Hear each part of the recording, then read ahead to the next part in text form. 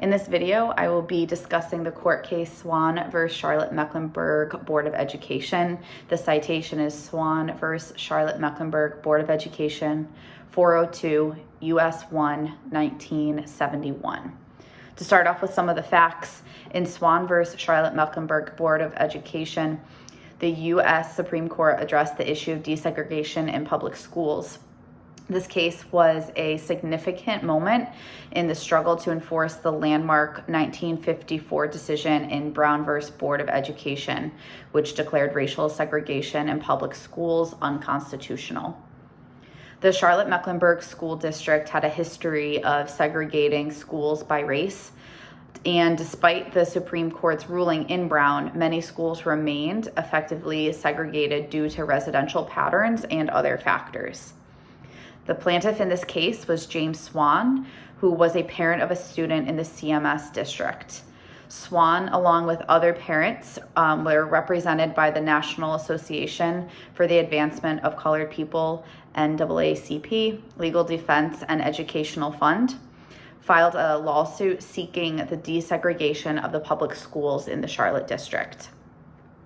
The issue the plaintiffs argued was that the school district had not effectively implemented the Supreme Court's mandate from Brown versus Board of Education in 1954. Swann's children were denied access to attend Seversville Elementary School, which was the school that was the closest to where they were living. Charlotte Mecklenburg schools also were upholding a number of other tactics that kept schools segregated, one being school boundaries. So the school district had drawn attendance boundaries that perpetuated segregation by race.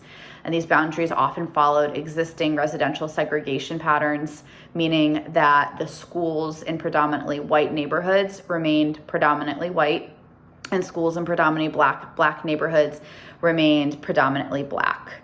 Another issue was that there was new construction and also the closing of schools in the district.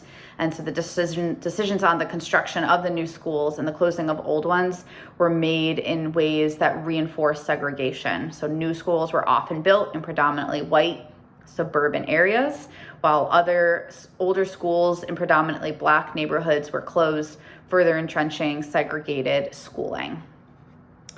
So the decision from this case, this case was initially handled under the federal district judge, James McMillan.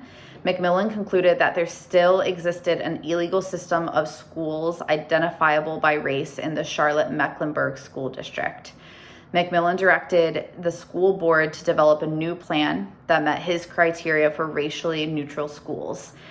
This plan included implementation of busing, redrawing school boundaries, the reassignment of teachers to different schools, and the elimination of segregation policies.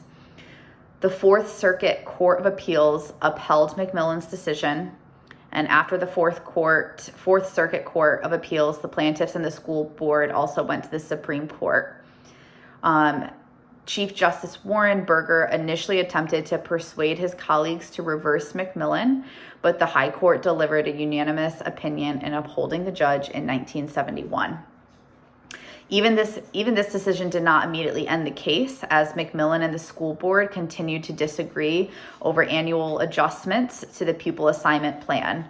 And it wasn't until July 1975 where McMillan was finally satisfied with the burden of busing was sufficiently distributed between the races and within the white community to end his supervision of the school system and to close the case.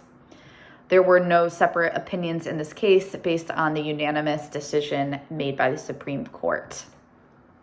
Overall, Swann versus Charlotte Mecklenburg School District was an instrumental court case in the legal efforts to desegregate American public schools. It also shows the commitment of the Supreme Court to dismantle segregation and ensuring equal education for all students. The court case initially provoked unrest in the city, but ultimately many residents began to take pride in their successful adjustments. However, the debate over busing continued for many years into the 1990s and even the early 2000s. Swann versus Charlotte Mecklenburg School District continues to have significant implications for today's education systems. The first being the enforcement of desegregation. So the decision reaffirmed the authority of the federal courts to enforce desegregation orders and has given supports for legal interventions when school districts are found non-compliant with desegregation mandates. Desegregation is continued to be monitored, and courts aim to dismantle any remaining structures of racial segregation in public schools. The second application is the busing and the redistricting. Swann also showed how busing and redistricting can aid in dismantling segregation in schools. Busing and redistricting is used in many school districts to increase diversity and inclusion. And lastly, Swann reinforces the role and responsibilities of civil rights advocacy in education. Swann showed the importance of advocating for students' rights, which we can see today in organizations that advocate for equitable funding, addressing any disparities in schools, such as in discipline matters, and ensuring all students have access to advanced and rigorous coursework.